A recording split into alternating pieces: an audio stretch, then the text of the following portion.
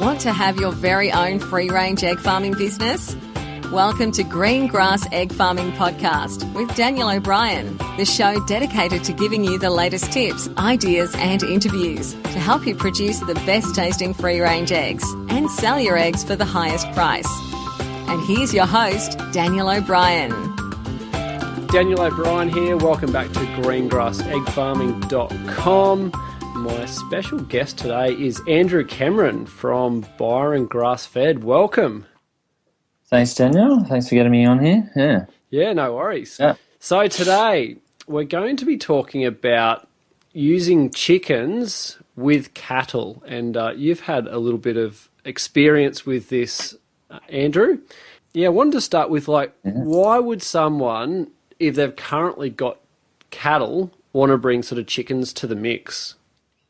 Yeah, well, look, for us, and I was using cattle as much as possible with the chickens for a good couple of years. And the last time I was managing Possum Creek, I mean, originally you're thinking about biodiversity. I am too, especially with the creating more biodiversity in your soils to start with. So, I mean, as you know, the cow manure is full of great nutrients, which the chickens then very happily spread around, which is great.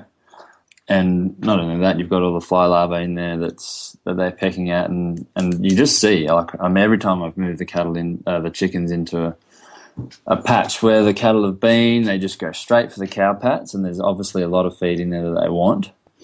So that's great for them, and I think it just comes back to the holistic view of it all, that you're creating that biodiversity in the system. You're seeing nature at work, and aside from that, they're a great tool to help graze down your grass before bringing the chickens in. I know I've had a lot of issues bringing chooks in to a paddock when it's too long. You can lose the eggs. They get comfortable in certain areas you don't want them to. Yeah. That sort of thing. So, I know, and sometimes you can't always get the cattle in front of the chooks as much as you'd like to. They are on a very different schedule. But, another great bonus is that you're not going to be slashing paddocks as much before certainly. You bring chooks in. So again, it's just another, it's a great tool to use in the mix of things that also gives a added income to the farm. So it's not just biodiversity, it's diversity in your own farm enterprise with the whole system. And so you've got diversity there on the ground and in your pocket, I suppose. So tell me, what benefits have you seen? Let's just say we're talking about a farm, they've just got cattle, they might be doing a cell grazing technique, so they're putting in a small area for a day or two, moving them on, versus adding chickens to it. Do you think you can see a noticeable difference where the chickens have followed the cattle, in farms that you've sort of managed? And I think the main noticeable difference too is just, you see that it's working. You see that chickens really enjoy scratching that manure. So to me, that's just a sure sign from nature that it's supposed to happen that way. Yeah. The first thing they go for will be a cow pat, and it's great to look over a paddock and see just these sort of what used to be cow pats, just scratched out areas, and you can see they've spread the manure. You can see they've gone in, they've got whatever it is they're looking for in there. So obviously it's a telltale sign that it's supposed to be working that way. Yeah. And one thing I've found interesting is how far they spread them. You think they just spread it out a bit. It's almost like a metre square that it's fully annihilated. It's just spread right across. And I think just for pasture, having that cow pat rather than just being sort of a dinner plate, it's spread over a metre, and you've got chickens doing that opposed to trying to do it yourself. Absolutely. And that's the thing. It brings it right down. And I guess we're used to seeing these lumpy paddocks because of those large deposits of cow pats, but I mean, you're getting a better cover of your pasture in a sense because of that fertilization spreading. Yep. And some ways you're getting that more even spread, which is just makes a lot of sense. You probably don't need one huge cow pat for that small area. So that's right. And one thing you did touch on, which I think is a real benefit, is that the cattle can eat the grass down before the chooks come. Like typically, chooks don't want to go into grass that's taller than them. Like I think even you or I, we're not going to want to walk through a field of grass that we can't see through. So I've found chooks go so much better when the grass is like ankle height or even shorter. They can really just get into it and see more. And having the cows in front to sort of eat that down, which sort of leads me on to like, how does this work? What does it look like? You've got some cattle, you've got a couple of hundred chooks on your farm. What does it look like to use them together? Because as you sort of were saying before, the cattle will naturally move a lot faster than the chickens unless you have only one or two. So how does it sort of work? Yeah, and that's something, obviously I don't claim to be an expert on the matter yet. We've all seen the Joel Sarton methods, and, that's the ideal dream, is having them moving right in front of the chooks as much as possible. I mean, unfortunately, in reality, it's very hard to time things the same way as, because the cattle are moving fast. And I can see a lot of it comes down to in the planning stage and I definitely haven't nailed the numbers in terms of how many cattle will run best with how many chickens. And that's the thing too. Quite often it comes down to the fact, well, hang on, we need to produce X amount of chickens to get X amount of eggs to make the income for the enterprise. And you complement that with the cattle. And I think maybe in the design process, it's got to be more working out, or what's an ideal number of cattle? How fast will they move in front of the chooks and so forth? Yeah. So the new farm, I'm just starting up another farm in Byron. We'll run 3 flocks there, and at the moment there's only 10 head of cattle, but we're yet to plan the fences. So it's going to be a good opportunity there to see how I can incorporate it so that we can maximise that cow to chicken synergy. Yeah. Because it is a bit different, especially when you're moving the one cells where it might be 4 50-metre nets or whatnot. You have moving that weekly, essentially, and then obviously the cattle need a lot more grass than that, as you said, unless you have maybe 2 or 3 head of cattle. Yeah. And that's the other thing too, is maybe I've been thinking a lot about designing paddocks in a way that you've got a much larger paddock. It might be 2 to 3 hectares that's electrified. Yep. And running the chooks behind that, because then you can move them a lot more regularly too. I think it comes down to the time it takes to move the whole cell, the whole caravan, rather than just if you're just jumping in, towing a caravan around. There might be more opportunity to create more of that effect, because obviously that effect is good. The effect is great with cows behind the chickens. You can see that they want to eat what's in there. You see they enjoy spreading it around, and you can see the pasture enjoys it. So it's a matter of trying to work all those little things out. Yeah. But it's a good little thing to sort of keep working on, I guess, to try and figure out those optimal ways. But in reality is it's hard to follow the chickens. Yeah. A lot, for more frequently behind the cows. Yeah, and the thing is, every farm's going to be different. Like, it's going to be different shaped landscape and whatever. And also, like, your rest and recovery time. Like, you're working with farms at Byron Bay, so you've got reasonable rainfall, reasonable climate. You're not crazy hot, you're not crazy cold. No. What sort of, like, rest time? So the cattle have been through, a few days later the chooks have been through. What sort of rest time are you sort of allowing in your climate before you bring the cattle or the chickens sort of back over that sort of patch of ground? Yeah, and that's the other thing too. That's going to differ a lot between your cattle and your chickens. So for our cattle, in a growing season, you can rest. We'll give a recovery period from anywhere from 6 to 14 weeks. Yep. And then over the non-growing period, well, it's a lot different because you can't essentially overgraze in the non-growing period. So you manage it a bit differently. So there's the seasons and the climate that you have to change your grazing periods. Yeah. For sure. And that's the unfortunate thing with the chickens, given that it is the systems I've been running with anyway. And I know Yeah, as I said, there's many different ways people are doing it, so it's great to explore those. I find the chickens, it ends up being more of a week-to-week thing because they're not. I mean, grass isn't their primary feed in that sense too. So Yeah. it's an additional thing to the feed that you have to give them, and so they're not smashing it down as bad as the cattle would do. But even with the chickens, I like to see at least 8 weeks of recovery in a growing season, and then even up to 12 weeks over the winter periods. Yeah. For the chooks. Yeah, good. And tell me about what you see the benefits. So if someone's just starting out and they think, well, why couldn't I just take them back after 4 weeks? Like the grass looks high, it looks green. What's going to happen if you keep doing that? Well, I mean, you just get a nitrogen overload for one thing, and again, it's just monitoring it. One of the big issues I found is if the caravan stays in the one spot for the whole week, which it pretty much has ended up being because it's a lot of time to go in and move it. Yeah. I think if you were moving it every day, you'd have much better. You'd shorten your recovery period. Yeah.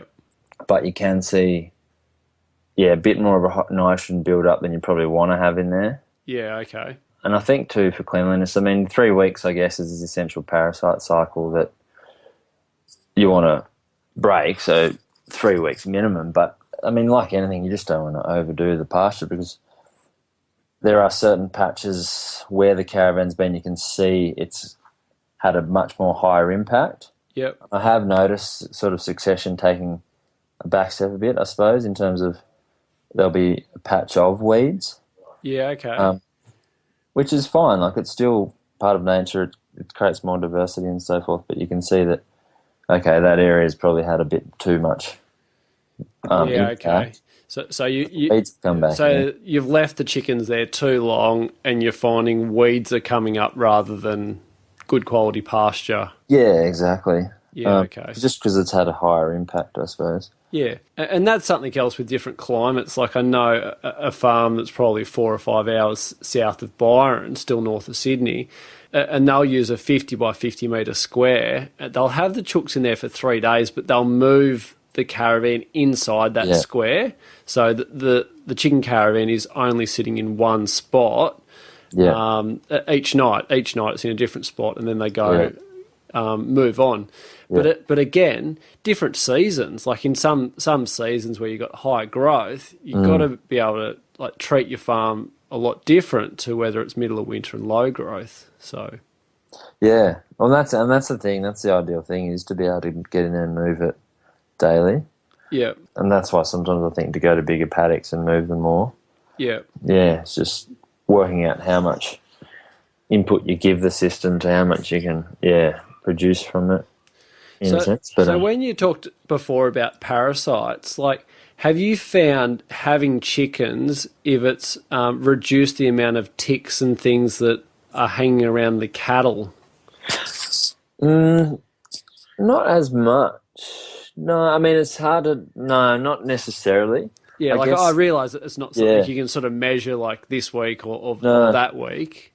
I mean, I haven't noticed a change in that as much, and I think that's mainly just because they are on such a different timing with the grazing. Yeah, right, different rotation. And again, I think in the system we were building, it was sort of, okay, we're building chickens and cattle, and then it's like, oh no, we really want to focus on the chickens to build up the eggs. Yeah. So that the cattle become all right, well, let's keep the cattle as it's a bonus thing. Every time we get them in, it's a bonus, but they'll be moving, totally different thing. That's why, I think if we were planning it more synergistically, I suppose, you would think more closely on what number of cattle would run better with X amount of chickens. Yeah. And I don't know, or if there's some science to that part, but that's something I want to sort of look at into this next one, giving it a blank canvas at this stage, and we can sort of look a bit more to, which is, I guess, more of a, polyculture thinking rather than, all right, we're going to really gung-ho on eggs. Yeah. Then we throw in the the cattle as a bonus. But it is a great bonus to have in there either way. Like, just create that biodiversity when you can.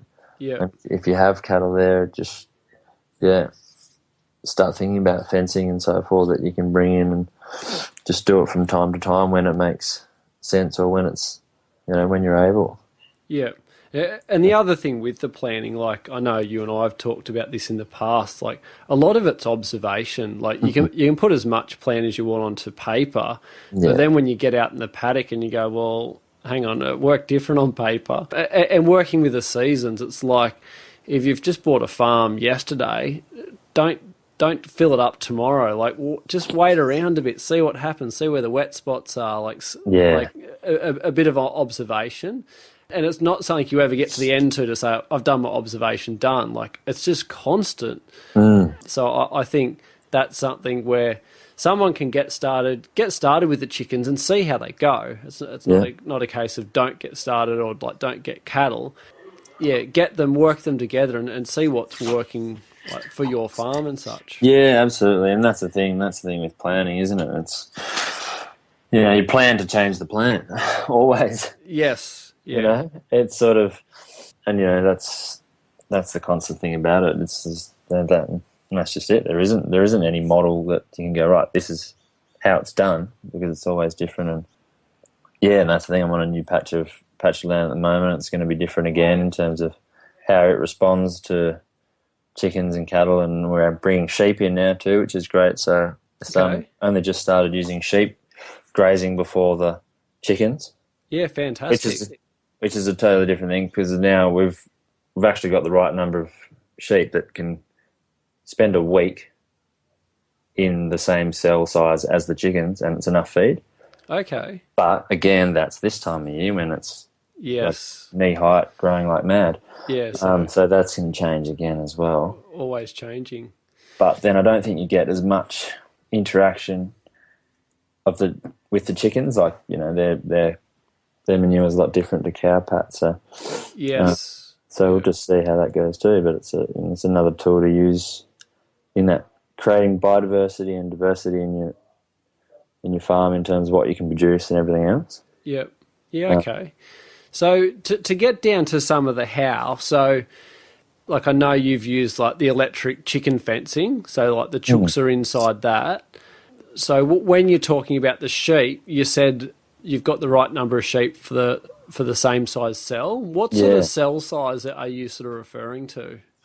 Well, at the moment we're just running for 300 hens, running 350-metre of the feather nets. Yep. Electrified, which is so that's the same thing we use for the sheep. Okay. That's electrified as well. Yep.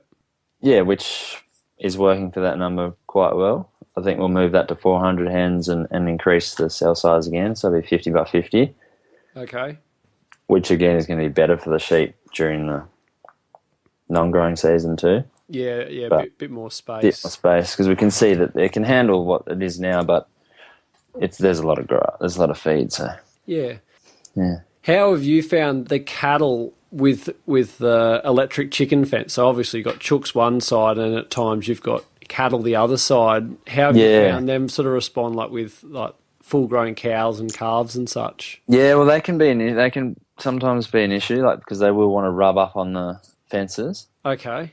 From time to time. So generally, I'll try and make it so that they're not in the same, so that the chicken cell isn't in the paddock of the cows. Yeah, where they are that day. Yep. Yeah. Okay. So try to. I mean, again, it's dependent on the type of cow and what behaviour is going on. I mean, there's been periods where it's been fine, and all of a sudden, a calf decides to challenge or whatever. Yeah, and that's the same experience I've had, like with, like if you put on a dairy farm, the dairy cows just look at it and go, yeah, I don't really need to go near that. But you've got, I've seen especially young cows and the calves, they're always that little bit more inquisitive. Yeah. So, yeah, they might want to touch it or rub up against it or something. So it's probably a good tip for anyone that if you've got calves around, just keep an eye on them around your fences. Maybe put a tape up or in another paddock while the chooks are grazing through there. Yeah, because that's a tricky thing too. I guess with the cattle, we're usually running the pigtails with the single string electrified. Yep. And the calves can pretty much go where they want. So Yeah.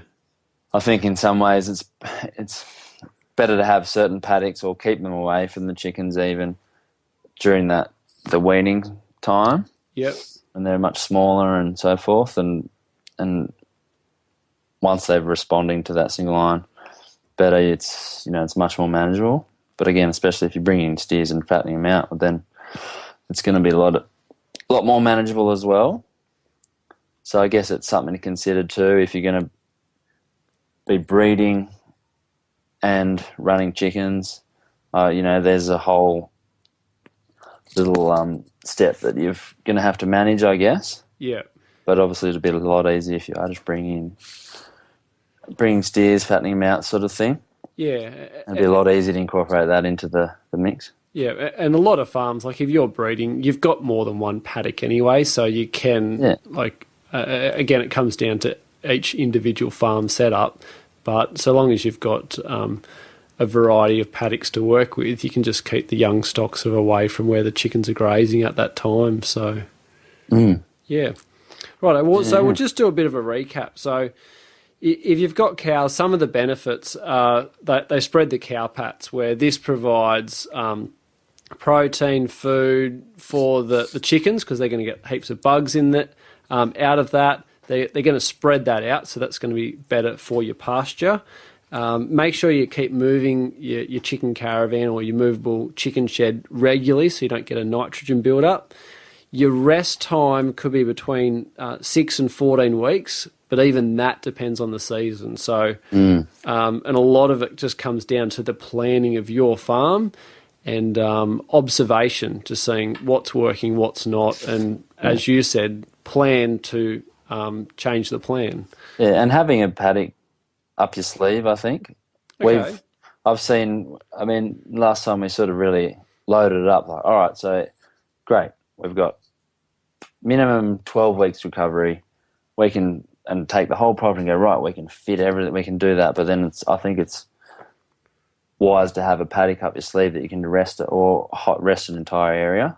Yeah, okay. Again, based on that observation, go, well, look, we don't want to just rely on that recovery period because things are going to change. Yeah, okay. So I think it's easy to get caught on that and go, right, so if I've got 100 acres, I can fit this many chickens based on that recovery period. But I think it's wise to think, well, hang on, keep some space up your sleeve for sure. Okay, keep a spare paddock. That's a good one to note down.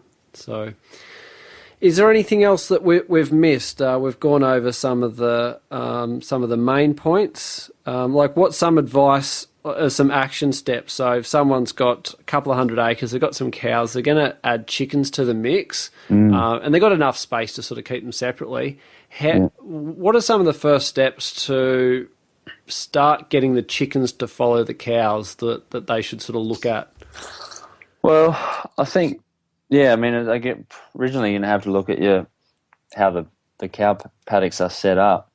It wouldn't be hard just to get a reel of electric single string wire and some pigtails and just start that process, I think, depending on how your paddocks are set up. Yeah. Because it's very easy just to draw a few paddocks, get the cows in there, get them trained on the fence, on the wire, and just graze it down a bit. And then, let them out again or bring them in when you need to, I suppose. But totally depends on, how the setup is. But I think if you've got some of that wire around, or just the good thing is too with the caravans, you can just close them up and let them follow if you've already got cattle, incorporate the chickens into how the cattle are grazing. Yes, okay. Rather than think, okay, this is now a chicken farm, move the cattle with the chickens or vice versa. Okay, no, that's a good tip to look at. Yep. But I guess it's just about getting into it and start observing and see what happens. Yeah. Yeah, I think observation is a big takeaway today, and something you can't do too much of. Just over time, just continually going, what's working and is it still working like it did last season, and what's it going to look like? So, yeah. Yeah, because things will evolve and you'll see areas which will start to change, and that's it's great. And I mean, I've noticed certain paddocks on certain slopes, Kaiku will come through, which is the favourable pasture we're going for, and you think, okay, well, why is it working there but not on the other side there? They've had the same impacts and so forth. So it's, it's a constant, problem-solving thing, I guess. Yeah. Always moving, always changing. So, yeah. Well, thank you very much for your time today. I'm sure everyone has really benefited from some of the experience and wisdom that you've shared, and I look forward to catching up with you in the future and hearing about how the chickens are working with the sheep and how it's working with the cell system. So far, so good. Awesome. Well, thanks for your time today. No worries, Dan. Thank you. Bye. Cheers, mate. Thanks for joining us on Green Grass Egg Farming Podcast. For transcripts and other free resources, please go to greengrasseggfarming.com.